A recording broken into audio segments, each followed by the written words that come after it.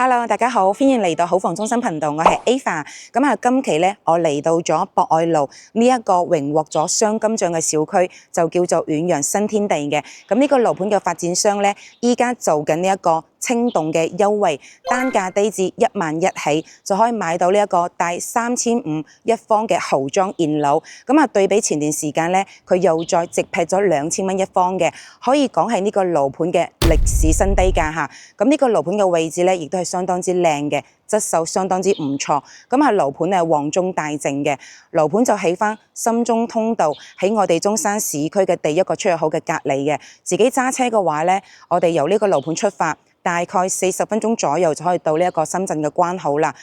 如果係選擇坐車嘅話咧，去到小區嘅門口就會有呢一個直通巴係返香港嘅，隔離咧仲有個候機路，就有呢一個直通車可以到各大嘅機場，例如廣州啊、深圳機場等等，就方便返我哋日後去旅遊嘅。又或者如果我哋想靈活少少嘅話咧，我哋 call 個滴滴，10分鐘以內我哋可以到呢一個博覽中心，就坐呢個跨城公交到深圳。到呢一個盛景上風有呢個永東嘅直通巴返香港嘅，又或者同樣都係10分鐘以內可以到呢一個市區目前最 hit 嘅大型商場，例如 Coco City 我哋嘅 Top Park。有呢一個直通巴之外咧，佢仲可以滿足我哋日常嘅購物啦、休閒娛樂等等嘅呢一啲我哋嘅需求下。除此之外，呢個小區本身就自帶有呢一個7000方嘅成熟商業街。我哋其實除咗可以到周邊一啲大型商圈之外咧，我哋小區行出嚟，自己就會有一啲成熟嘅商業街，可以滿足到我哋日常嘅需求啦。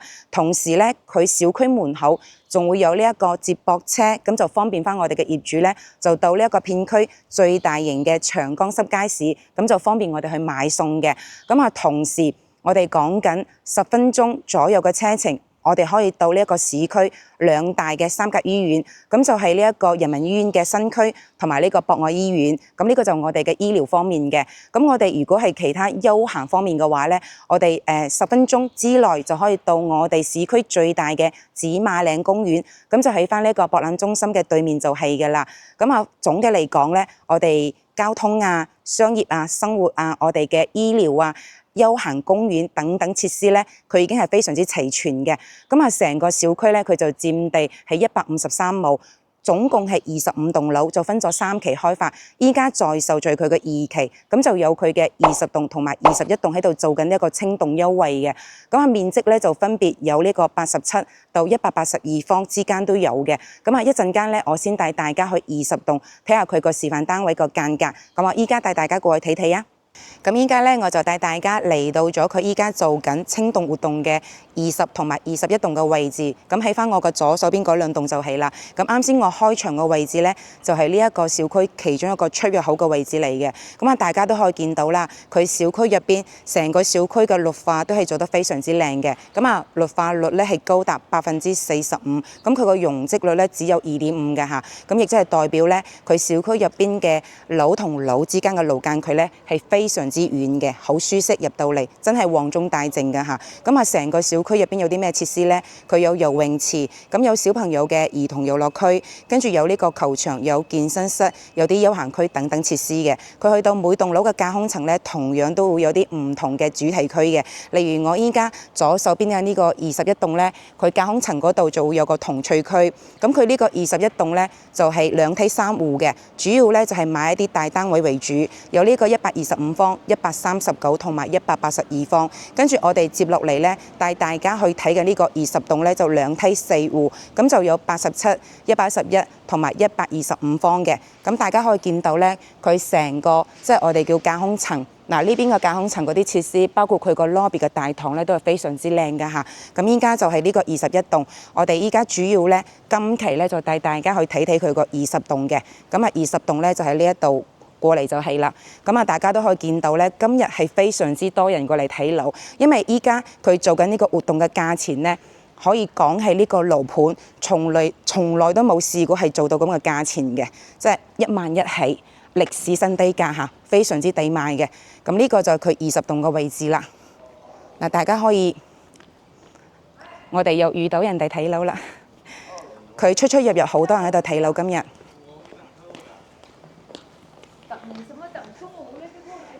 咁啊，將來咧呢邊咧就係可以人面識別，咁就入到嚟我哋個 lobby。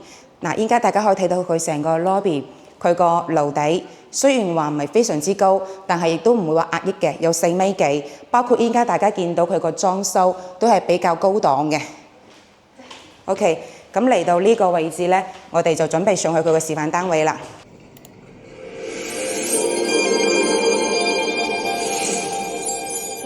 咁佢依家咧就嚟到咗佢個2樓噶啦，咁佢成層咧就2梯4戶嘅，大家可以見到喺我身後嘅呢2間咧，咁啊其中右手邊呢間就87方，左手邊呢間咧就111嘅，咁呢2間嘅間隔咧都係嗰啲比較經典嘅樹廳戶型，咁啊同樣都係做咗3房，我哋先睇呢個87方先，咁啊87方嘅大門口出嚟咧呢個位置咧。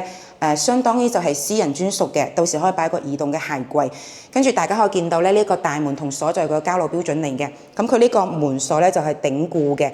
跟住呢個入戶門咧就德曼嘅入戶門。嗱，大家可以見到入到嚟咧，佢呢個間隔戶型就比較經典㗎啦。我哋叫樹廳，即係佢個飯廳同埋呢一個客廳呢個開間係一樣嘅，咁就有3.5米左右嘅開間。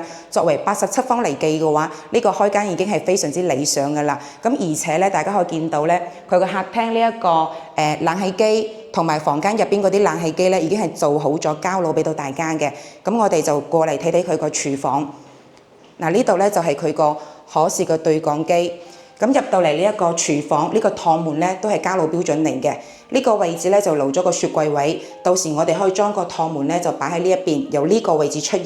咁入到嚟呢個廚房咧做咗一個大 L 型嘅設計，喺我身後呢個洗手盤嘅位置咧，佢原先咧就飄窗位嚟嘅，全部都可以打。咁相當於呢度咧就係全贈送嘅，就好咗俾到大家㗎啦。咁啊呢個洗手盤落邊咧仲會有呢一個淨水器嘅。包括廚櫃，我哋嘅家電3件套，大家見到呢度咧，全部都係交路標準嚟嘅。咁啊，87方嘅廚房都可以講係比較大嘅啦。咁而且咧，依家我所在個樓層咧喺2樓，咁依家2樓過到嚟咧，佢個採光都非常之好嘅。因為佢呢一間咧係東邊單邊位嚟嘅。嗱，出到嚟呢一個景觀陽台，大家可以望一望嘅，佢個路間佢都非常之遠。咁啊，呢一度個位置望過嚟咧，可以望到佢嘅小區綠化，小朋友嘅兒童區，再遠少少咧就啱先我開場嗰個小區出口嗰度啦。嗱，路間佢都非常之遠嚇。咁啊呢邊咧依家都係有啲靚樓層可以揀嘅。咁我哋依家呢度咧就係佢個生活區，我哋準備入去睇睇佢個休閒區。休息區，咁大家都可以睇到咧，佢啲開關都係比較智能嘅。咁啊，首先入到嚟呢個位置咧，就係佢個客位啦。佢個衛生間，呢邊咧只有一個衛生間嘅，佢就做咗3段式嘅設計，即係佢個洗手盤咧就喺個廁所嘅出邊嘅，入邊做咗乾濕分離。跟住嚟到呢一邊咧，就係佢個第一個房間。咁呢個飄窗嘅位置咧就係全贈送嘅，到時我哋可以利用埋呢個飄窗。咁啊，靠窗呢一邊咧做翻個床，咁到時呢邊嘅空間都會比較闊落啦。咁啊 ，OK， 呢個第一個房間，跟住過到嚟呢一邊咧就係佢第二個房間。咁呢一間房咧就係半贈送嘅，即係淨係記一半面積，送咗一半嘅面積俾到大家嘅。咁啊，87方呢間房都方方正正，可以擺張尾5個床嘅嚇。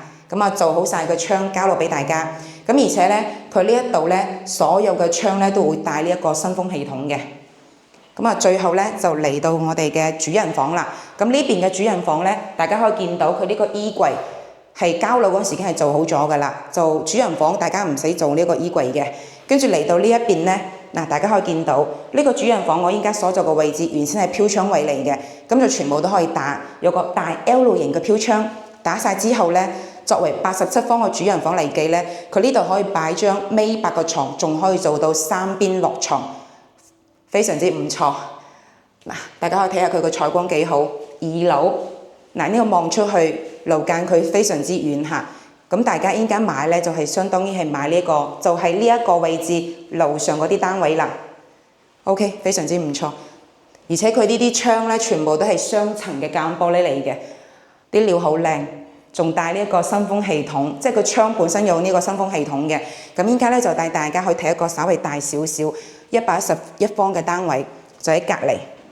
咁依家我嚟到咗咧，就佢個03單位111方嘅，做咗3房2個衛生間。咁啊，同樣佢個大門出邊呢個位置咧，就會更加闊一啲，到時都可以擺個移動嘅鞋櫃下。跟住入到嚟咧，就同啱先嗰個87方係一樣噶啦，即係我哋都係叫做比較經典嘅樹廳嘅戶型。咁啊呢邊嘅飯廳同埋佢個客廳咧，就比啱先嗰個咧闊好多。呢個開間係差唔多4米噶啦，非常之理想嚇。咁 OK， 我哋過嚟睇睇佢個廚房。咁佢呢個廚房咧，亦都係明顯比啱先嗰個係大咗嘅，同樣都係做咗一個 L 型嘅。嗰邊咧就係佢個雪櫃位。跟住過到嚟呢一邊咧，依家洗手盤嘅位置同樣都係全贈送嘅面積嚟嘅。咁啊，呢個廚房光線都非常之靚。其實最直觀嘅咧就可以睇呢一個趟門啦。佢呢個趟門咧就明顯會比啱先個87方嘅趟門闊咗嘅。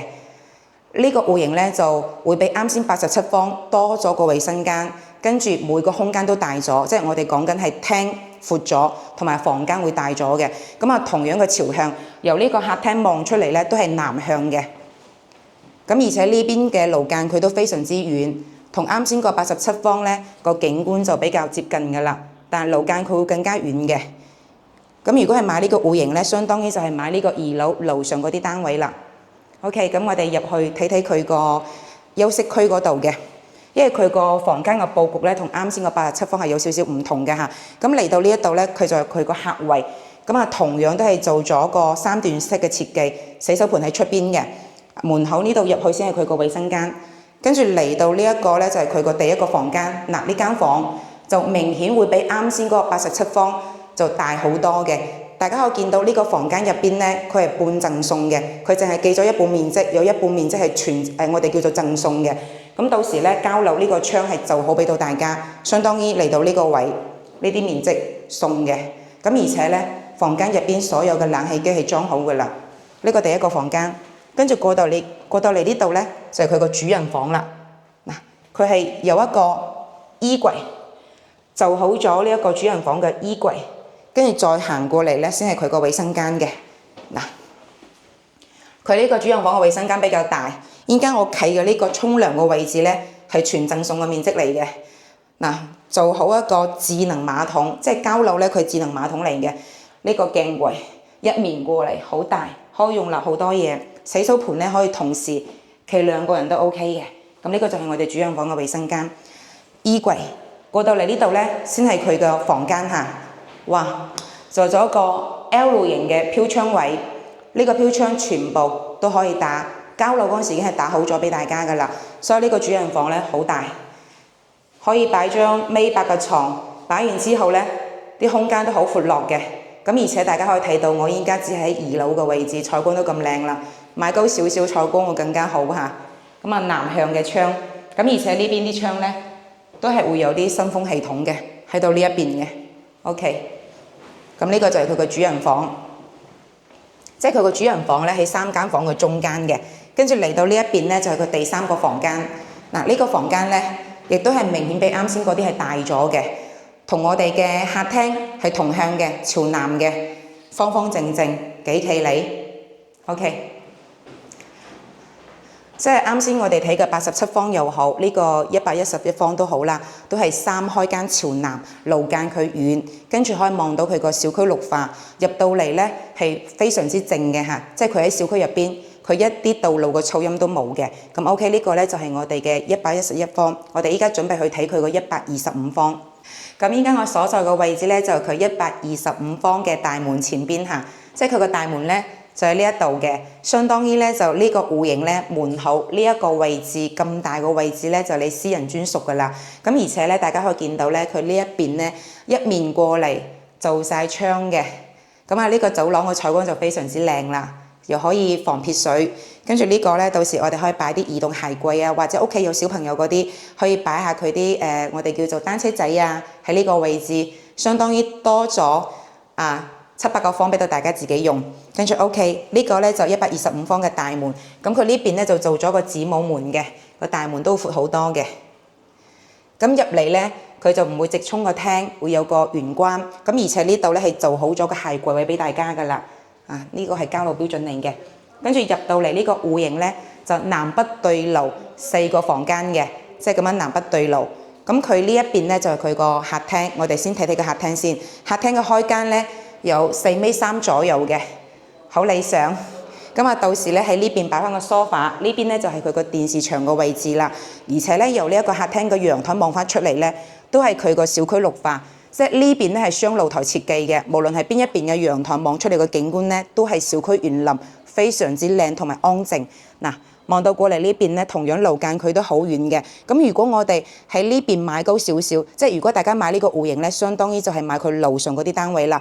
大家可以望望佢嘅左前方。咁如果買高少少咧，呢邊就相當之開揚噶啦，冇遮擋，可以望到啲山景。跟住右前方咧，就可以望到佢個中心嘅園林景，我哋個中軸線嚟嘅，好舒服。呢個就係佢個陽台嘅景觀。跟住嚟到呢一邊咧，就係佢個飯廳啦。嗱，佢個飯廳都係非常之理想嘅嚇，可以擺張大圓台嘅。咁而且佢呢一個生活陽台嘅位置望出去咧係南向，就可以望到啱先我哋87方嗰邊，即係叫做小朋友嘅兒童區，路間距都好理想。呢啲同樣都係比較經典嘅戶型啦。咁啊，動線非常之好嘅。飯廳呢度過嚟就係佢個廚房。咁佢個廚房咧，同樣洗手盤嘅位置都係全贈送嘅。飄窗打出嚟嘅，咁啊呢邊做咗個 L 型，留咗個雙開門嘅雪櫃位。嗱，呢個就係佢個生活區。跟住我哋準備入到嚟睇嘅咧，就係佢個休閒區啦。開關嗰啲全部都好智能嘅。呢邊咧就佢個客位，咁佢個客位咧洗手盤就喺衛生間入邊嘅，做咗乾濕分離。跟住我依家所在嘅呢個位置，沖涼房嘅位置咧就全贈送嘅面積嚟嘅。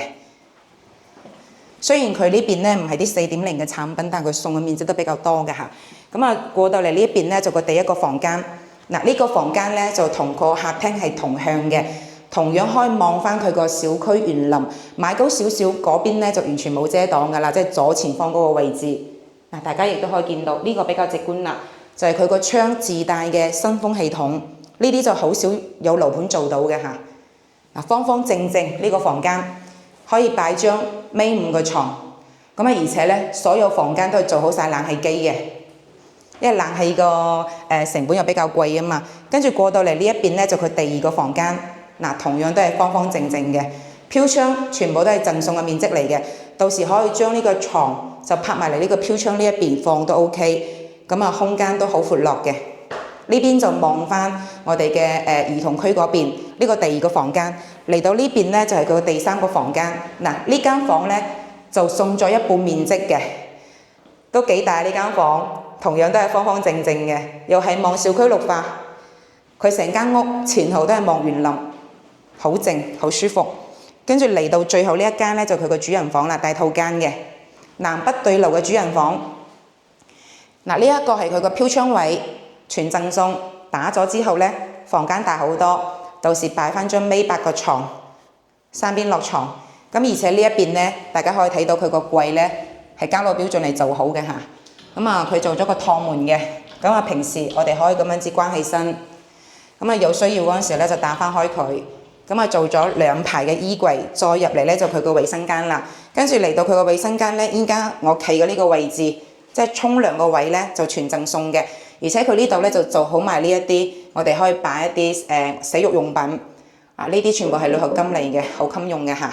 包括衛生間呢一個馬桶係智能馬桶嚟嘅，咁啊鏡櫃都好大啦，仲有感應燈嗰啲，好靚仔。OK， 咁呢一個咧就係佢嘅125方，咁就南北對流4房，有2個衛生間。咁啊，成屋嘅冷氣係做好咗噶啦。跟住玄關位咧有鞋櫃，去到我哋嘅主人房入邊咧，衣櫃亦都係做好咗嘅。咁啊，呢邊嘅戶型咧，佢就係有2個戶型嘅，即係對向嘅戶型，就一樣嘅間隔。OK， 咁啊，依家咧就我哋總共就有睇咗呢個20棟有3個間隔下，其中就87方，一個就111，跟住落嚟就呢個125方，咁啊主要都係呢3個間隔嘅。咁依家我就帶大家落翻去小區入邊啦。咁依家我就嚟到咗佢個小區嘅入邊嘅。啱先我哋睇嘅20棟咧，就喺翻我嘅右手邊，即係20棟出嚟咧就咁樣子嘅小區環境非常之唔錯㗎嚇。咁喺到呢個位置咧，依家有個展板，咁上邊咧就展示咗佢呢一個3500蚊一方嘅豪華裝修都用咗啲咩材料嘅。咁我就簡單同大家介紹下，基本上用嘅全部都係啲一線嘅品牌。咁啊，其中佢個瓷磚用嘅係白兔嘅呢個知名品牌，用嘅德高嘅防水，德曼木業。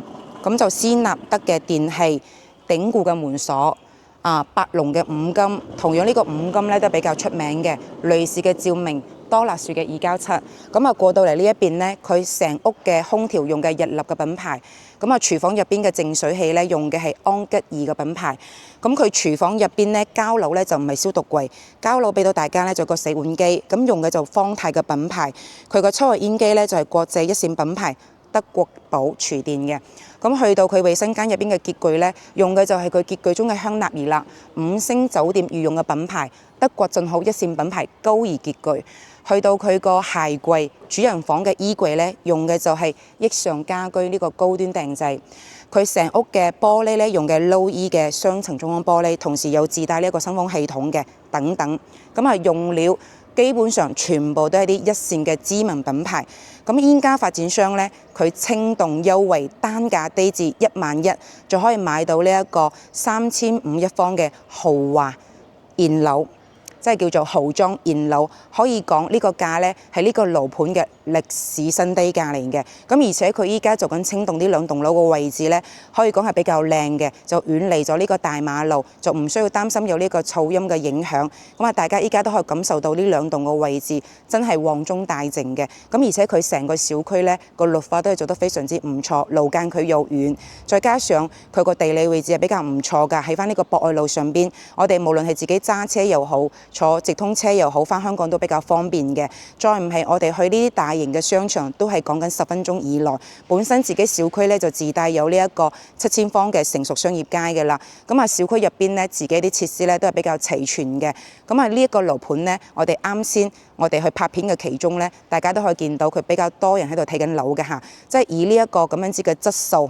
呢個交標同埋呢個價錢，我相信呢兩棟樓可能賣得都會比較快嘅。咁大家如果係對呢個樓盤有興趣嘅話呢，就會揸緊時間約我過嚟呢邊睇樓啦。咁今期節目就到呢一度，我哋下一期再見啦，拜拜。